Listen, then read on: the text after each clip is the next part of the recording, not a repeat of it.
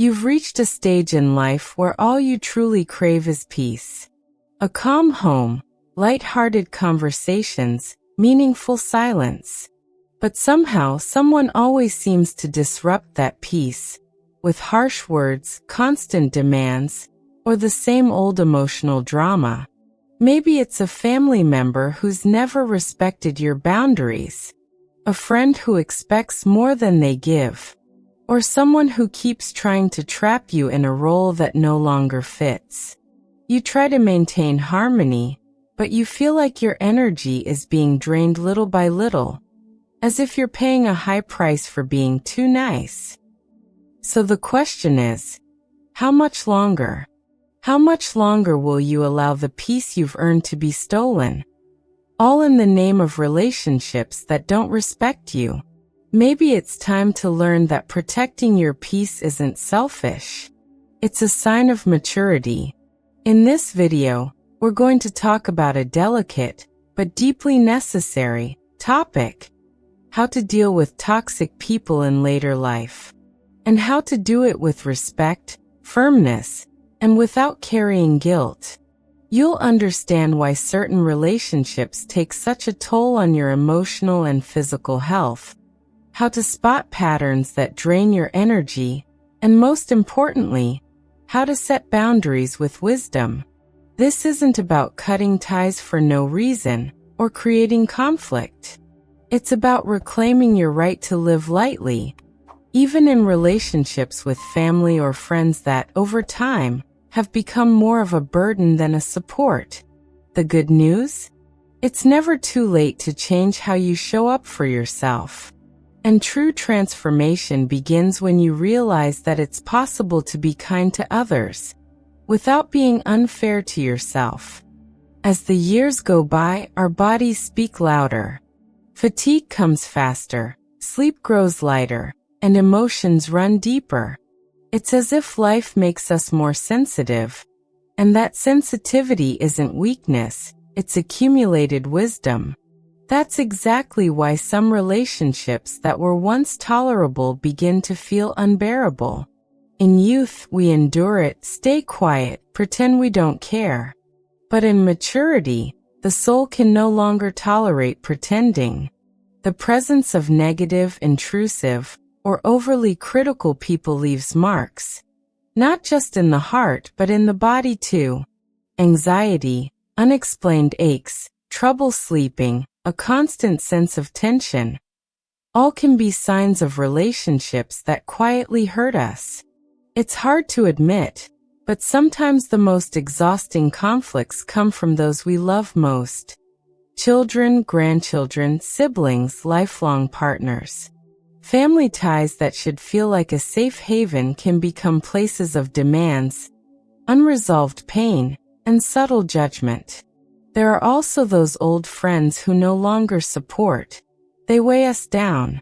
The visits that tire more than delight. The conversations that always end in criticism disguised as advice. Why does this happen so often later in life?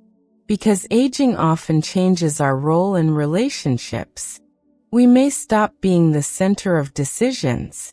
We're seen as fragile, difficult, or demanding, even when all we want is to be heard with respect. And out of fear of losing connections or being labeled grumpy, many stay silent. But constant silence in the face of disrespect doesn't bring peace. It brings weariness. And slowly, something inside begins to dim. The desire to speak, to welcome visitors, to open up. Joy starts to wither, suffocated by interactions that drain more than they nourish. That's why it's so important to understand. Toxic relationships in old age have a deeper impact. They're not just unpleasant.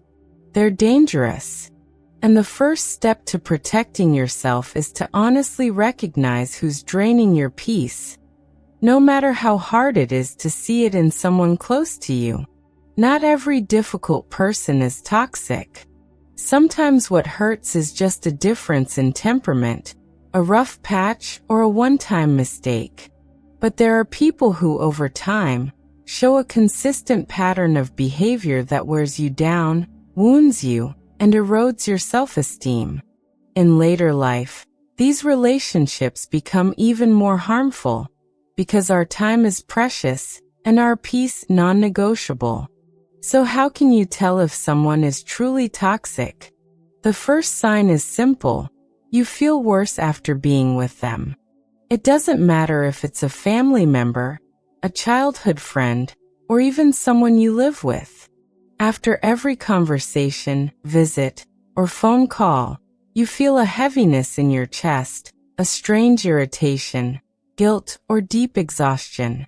That's your body and your soul sending a warning. Toxic people tend to behave in repetitive ways. They constantly demand attention, use drama to manipulate, never take responsibility for their actions, and often twist situations to make you feel like the guilty one.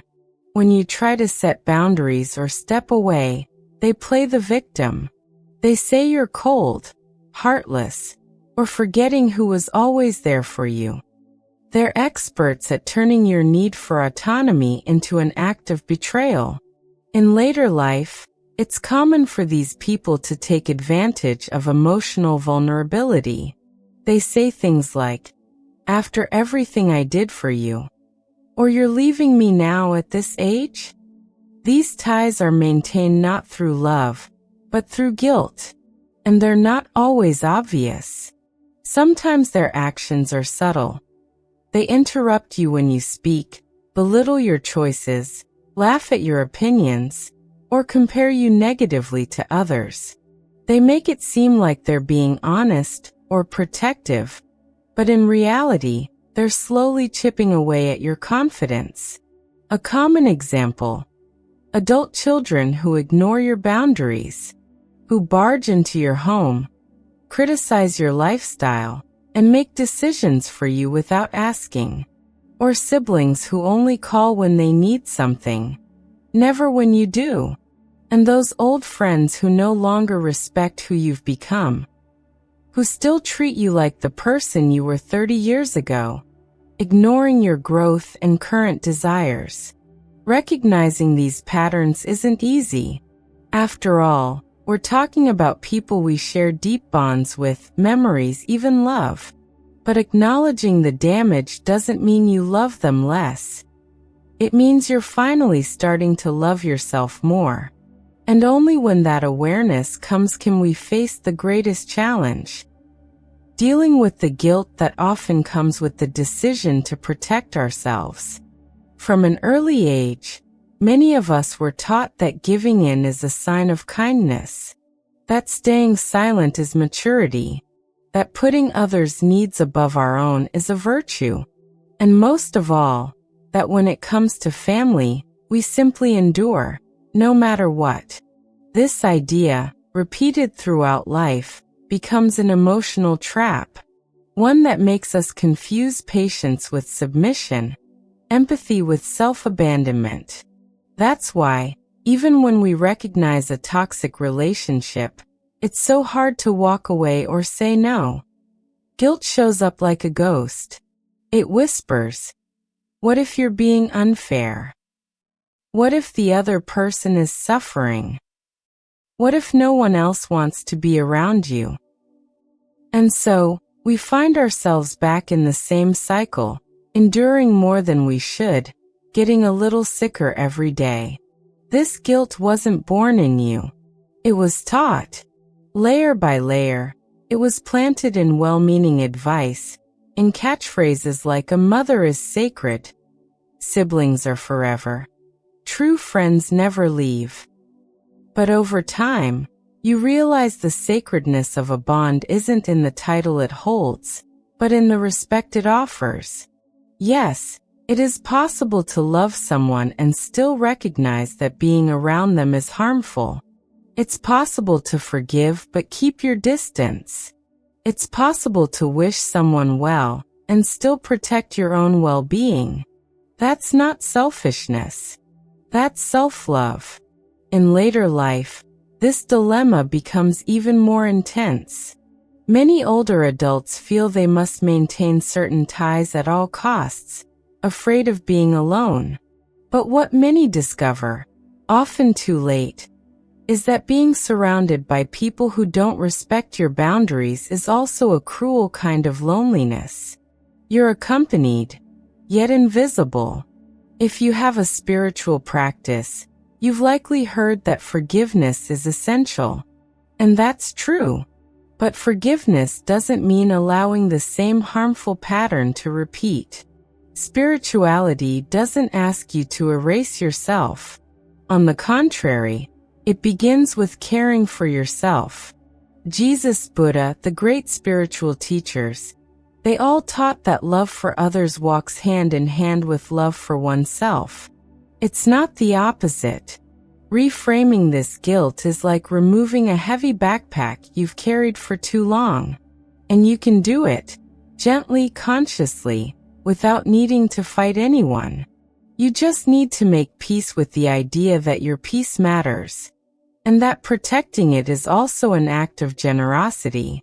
From this point, the next step is born. Learning to say enough with serenity, and setting boundaries with love and firmness.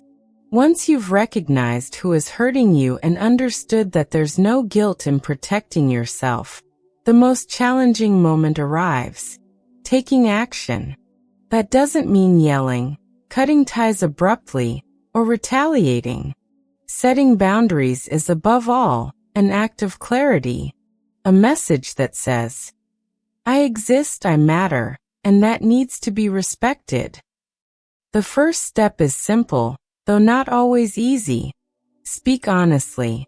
Many of us have spent years swallowing situations just to avoid conflict. But constant silence also breeds resentment.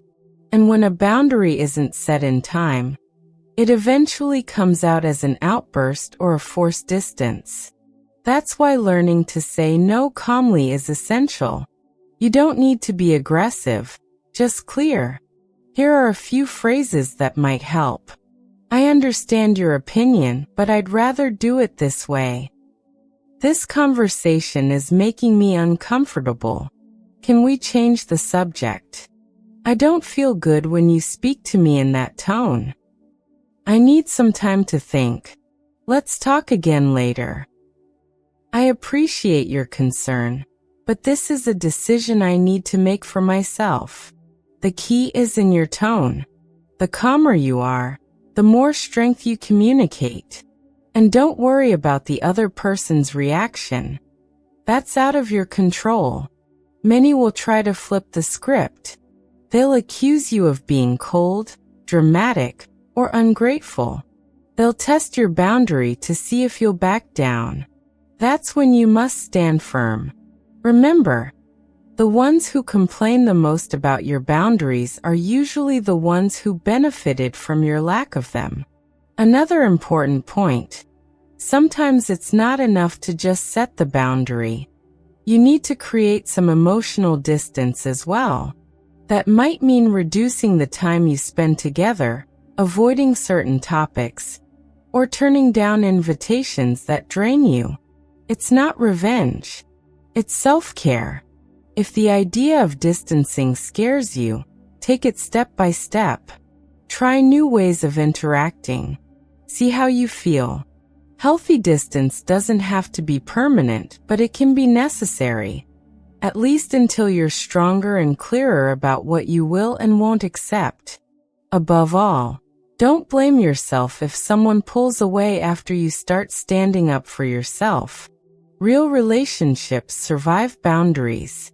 Toxic ones don't. And that's actually good news. To stay committed to your decision, a helpful tool is writing. Put down what you want to say, what you're feeling. Even draft a script for difficult conversations. Writing helps you organize your thoughts and prevents emotions from overwhelming you in the moment. Another tool is mindful breathing. Before any important conversation, take 3 deep breaths. Name your emotion. Silently repeat to yourself, I have the right to protect myself. I can express what I feel. I deserve to be respected.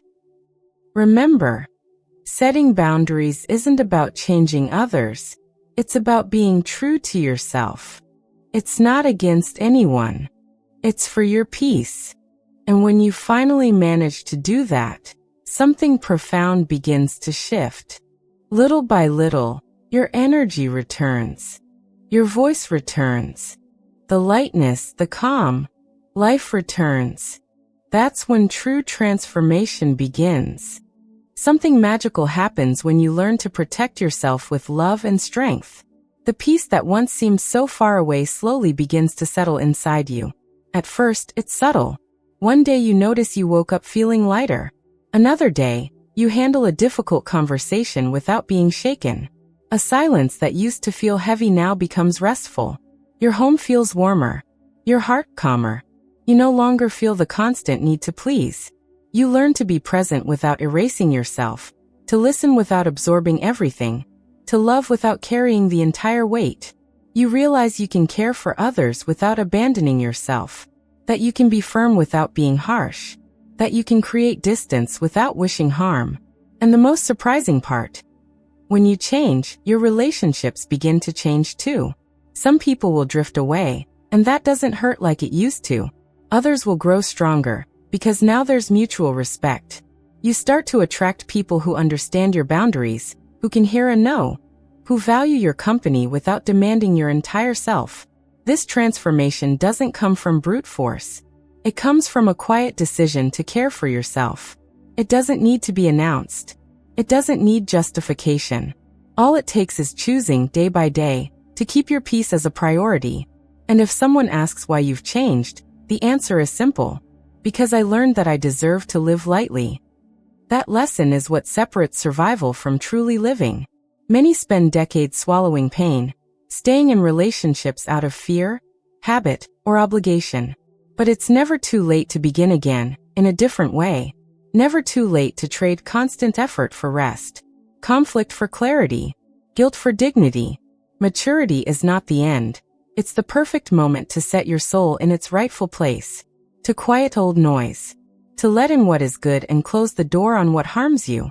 The peace you were searching for outside may have been waiting all along, for your quiet, loving enough. And it's with that calm, steady enough, that your true freedom begins. Today, you took an important step in caring for your peace and well-being. Recognizing that some relationships are harmful, understanding that the guilt isn't yours, and learning to set boundaries with love. These are powerful changes that can transform your life. Remember, you deserve to live in an environment where your energy is respected and your story is valued. Protecting your peace is not selfishness, it's wisdom and self-love. When you stand your ground with clarity, you make space for lightness, calm, and respect to become part of your everyday life. Now take a moment to reflect. What boundary are you ready to set to protect your serenity? What small changes can open the door to the peace you truly deserve? If this video spoke to your heart, leave a like to help more people find the peace they deserve. Share it with someone who may be dealing with difficult relationships in later life. Sometimes, just one word can make all the difference. And in the comments, tell us, what was the hardest boundary you ever had to set in your life? Your story can inspire and strengthen others in this community. Don't forget to subscribe to the channel for more content that supports your emotional well-being and personal growth. We're with you on this journey toward inner peace.